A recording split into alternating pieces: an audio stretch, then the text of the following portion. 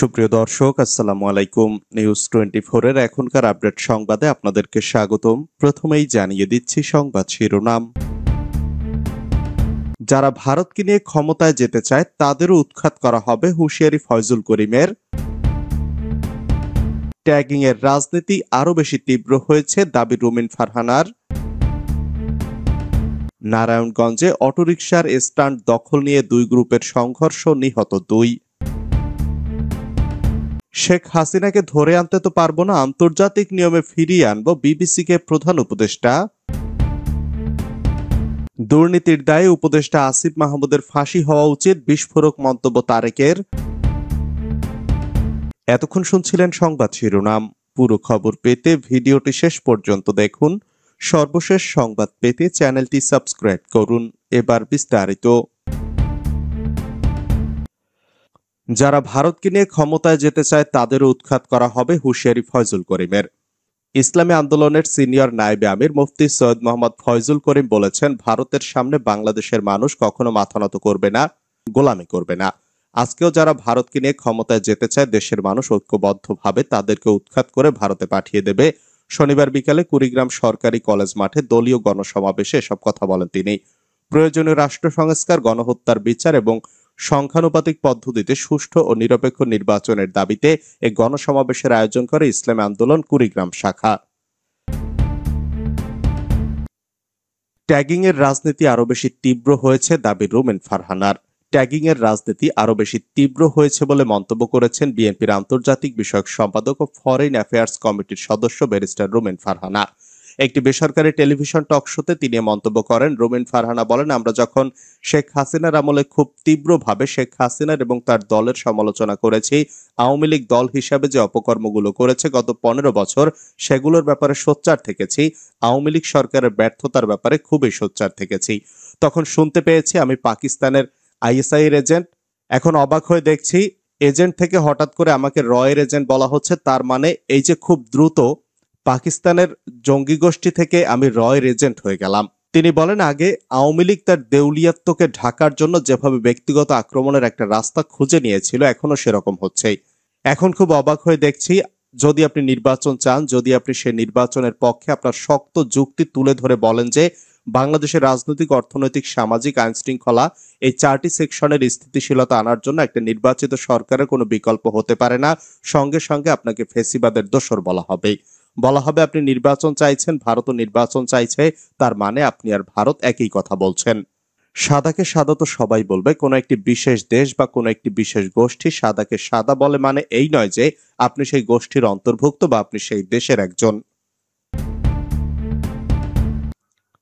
নারায়ণগঞ্জে অটোরিকশার স্ট্যান্ড দখল নিয়ে দুই গ্রুপের সংঘর্ষ, নিহত 2। নারায়ণগঞ্জের বন্দরে অটোরিকশার স্ট্যান্ড দখল, আধিপত্য বিস্তারকে কেন্দ্র করে দুই গ্রুপের সংঘর্ষ হয়েছে। এতে কুদ্দুস মিয়া ও মেহেদি নামের দুজন নিহত হয়েছেন। এ সময় উভয় পক্ষের অন্তত 7 জন আহত হয়েছেন। গতকাল শনিবার রাত 9টায় উপজেলার শাহী মসজিদ ও সিরাজউদ্দৌলা ক্লাব মাঠে পৃথক এলাকায় এ ঘটনা ঘটে। স্থানীয়রা জানান, বন্দর রেললাইন অটো স্ট্যান্ড দখল নিয়ে গত কয়েকদিন যাবৎ সাবেক কাউন্সিলর ও বহিষ্কৃত বিএনপি নেতা হান্নান সরকারের সমর্থক বাবু মেহেদি এবং সাবেক কাউন্সিলর ও মহানগর বিএনপির যুগ্ম আহ্বায়ক আব্দুল কাউসার আশার সমর্থক রনি জাফরের পক্ষে লোকজনের মধ্যে মারামারি, ধাওয়া পাল্টা ধাওয়া, সংঘর্ষ চলে আসছিল। রাতে শাহী মসজিদ এলাকায় মেহেদির নেতৃত্বে একটি দল জাফরের সমর্থকদের উপর হামলা চালায়। এ সময় দুই পক্ষের মধ্যে ধাওয়া পাল্টা ধাওয়া হয়। এক পর্যায়ে মেহেদির লোকজন কুদ্দুসকে ছুরিকাঘাত করলে ঘটনাস্থলে তার মৃত্যু হয়। কুদ্দুস হাফেজবাগী এলাকার বাসিন্দা। এ ঘটনার পর রাত 11:30টায় বন্দর সিরাজউদ্দৌলার ক্লাব মাঠ দিয়ে মেহেদি ও তার লোকজন যাওয়ার পথে তাদেরকে দেখে রনি ও জাফর গ্রুপের লোকজন ধাওয়া দেয়। এ সময় মেহেদিকে ধরে মারধর ও ছুরিকাঘাত করা হয়। পরে স্থানীয়রা তাকে গুরুতর আহত অবস্থায় উদ্ধার করে শহরের খানপুর 300 শয্যা বিশিষ্ট হাসপাতালে নিলে কর্তব্যরত চিকিৎসক তাকে মৃত ঘোষণা করে। শেখ হাসিনাকে ধরে আনতে তো পারবো না, আন্তর্জাতিক নিয়মে ফিরিয়ে আনবো, বিবিসিকে প্রধান উপদেষ্টা। ক্ষমতাচ্যুত প্রধানমন্ত্রী শেখ হাসিনার বিরুদ্ধে হত্যা সহ মানবতা বিরোধী অপরাধের মামলার বিচার চলছে আন্তর্জাতিক অপরাধ ট্রাইব্যুনালে। এ অবস্থায় তাকে বিচারের মুখোমুখি করতে আন্তর্জাতিক পদ্ধতি ব্যবহার করে ভারত থেকে দেশে ফিরিয়ে আনা হবে বলে জানিয়েছেন প্রধান উপদেষ্টা অধ্যাপক ডক্টর মোহাম্মদ ইউনূস।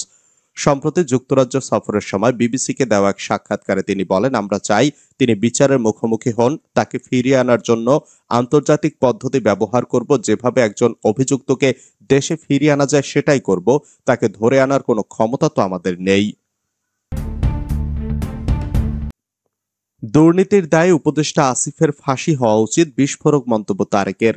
ঢাকা মহানগরে দুই তরুণ রাজনীতিক ইশরাক হোসেন ও মোহাম্মদ আসিফ বর্তমানে রাজনৈতিক বিতর্কের কেন্দ্রবিন্দুতে।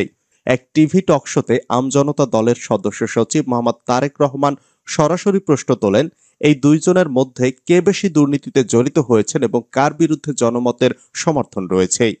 তারেক রহমান দাবি করেন, আসিফ একটি নির্দিষ্ট গোষ্ঠীর ছত্রছায়ায় ক্ষমতায় এসেছেন। একজন 150 টাকার ছেলে বাইচান্স রাজনীতিতে ঢুকে দুর্নীতির চরম উদাহরণ তৈরি করেছেন। তারেকের কথায় আসিফের বিরুদ্ধে সরকারি নিয়োগে বাণিজ্য, ডিও লেটারের অপব্যবহার এবং প্রশাসক পদে বেচাকেনার অভিযোগ রয়েছে। তারেকের মতে আসিফের যতগুলো কেলেঙ্কারি বের হয়েছে সে হিসাব করলে তার ফাঁসি হয়ে যায়। তারেক বলেন, বিভিন্ন হোটেল ও ভবনে গোপনে ভাইবা নিয়ে প্রশাসক নিয়োগে জড়িত ছিল একটি গোষ্ঠী, যার সঙ্গে আসিফ সরাসরি সম্পৃক্ত। বিশেষ করে মহাখালীর একটি ভবনে এনসিপির মাধ্যমে নেওয়া সাক্ষাৎকার এবং রূপায়ণ টাওয়ারের দায়িত্ব বন্টনের ঘটনাগুলোর কথা তুলে ধরেন। অন্যদিকে ইশরাক হোসেনের বিরুদ্ধে তেমন কোনো দুর্নীতির অভিযোগ মেলেনি, বরং আদালতের রায়ে তার পক্ষে সিদ্ধান্ত এসেছে। তারেকের বক্তব্য অনুযায়ী ইশরাক তো শপথই নেননি, তাহলে তার মেয়াদ শেষ হওয়ার প্রশ্নই ওঠে না। আদালতের রায় দিয়েছেন, তিনি প্রকৃত বিজয়ী, তাহলে তাকে দায়িত্ব কেন দেওয়া হচ্ছে না? তিনি অভিযোগ করেন, একই পরিস্থিতিতে চট্টগ্রামে একজনকে দায়িত্ব দেওয়া হলেও ঢাকায় ইশরাককে বঞ্চিত করা হচ্ছে। বিষয়টি নির্বাচনী বৈষম্য বলেও মন্তব্য করেন তিনি। ঐকমত্যে না পৌঁছালে রাজনীতি থেকে অবসর নেব, মন্তব্য এবি পার্টির চেয়ারম্যানের। দ্বিকক্ষ বিশিষ্ট সংসদ গঠনের প্রস্তাব নিয়ে রাজনৈতিক দলগুলোর মধ্যে এখনো ঐকমত্য প্রতিষ্ঠিত হয়নি বলে মন্তব্য করেছেন এবি পার্টির চেয়ারম্যান মুজিবুর রহমান মঞ্জু। শনিবার রাজধানীতে এক সংবাদ সম্মেলনে তিনি আরো বলেন, ঐকমত্যে পৌঁছাতে ব্যর্থ হলে রাজনীতি থেকে অবসর নেবেন তিনি। মঞ্জু অভিযোগ করেন, রাজনৈতিক আলোচনায় কিছু দল নিজেদের অটোমেটিকভাবে সরকার পক্ষ হিসেবে ধরে নিচ্ছে, যা গঠনমূলক সংলাপের পথে প্রধান বাধা হয়ে দাঁড়িয়েছে। তার ভাষায়, কেউ না কেউ মনে করছেন উনি অলরেডি গভর্নমেন্ট পার্টি। ফলে দ্বিকক্ষ বিশিষ্ট সংসদ প্রস্তাব বাস্তবায়নে তাদের নির্বাহী ক্ষমতা হ্রাস পেতে পারে বলে ধরে নিয়েছেন তারা। সংসদে নারীদের সংরক্ষিত আসন নিয়ে মঞ্জু জানান, নারী নেতৃত্বে বিশেষায়িত আসনের বরাদ্দ নিয়েও কাঙ্ক্ষিত প্রতিনিধিত্ব নিশ্চিত করা যায়নি। এ বিষয়ে তিনি বলেন, আমরা দেখেছি যারা প্রার্থী হতে পারেননি তাদের স্ত্রী কিংবা পরিচিত শিল্পীদের নারী আসনে মনোনয়ন দেওয়া হয়েছে। এতে করে নারী নেতৃত্বের প্রকৃত বিকাশ ঘটছে না। দ্বিকক্ষ বিশিষ্ট সংসদ ব্যবস্থার মাধ্যমে রাজনৈতিক ভারসাম্য রক্ষার সুযোগ থাকলেও একে কেউ কেউ কৌশলগতভাবে জোট ম্যানেজমেন্টের হাতিয়ার হিসেবে দেখছেন বলে মন্তব্য করেন মঞ্জু।